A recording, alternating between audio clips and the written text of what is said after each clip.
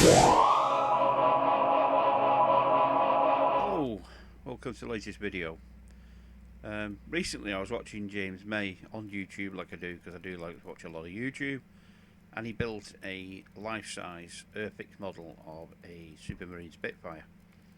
When I was a kid I used to love these models, I used to make them all the time, so I thought, why not have another go?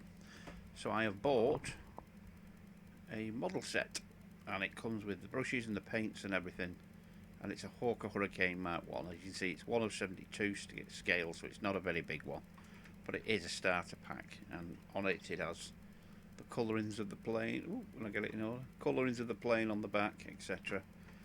So I'm going to give this a go, and in the set you get all your paints, you get a brush to use, fine brush. I'm rubbish with this camera, mate, aren't I? And you get your polished cement, sticking it all together. I've also bought a set of pliers to snip off, some craft knives, quite a good set of craft knives, all very cheap, it's not very expensive, and I'm going to have a go at building this. So let's go on the journey together, see what a mess I can make of this. Okay.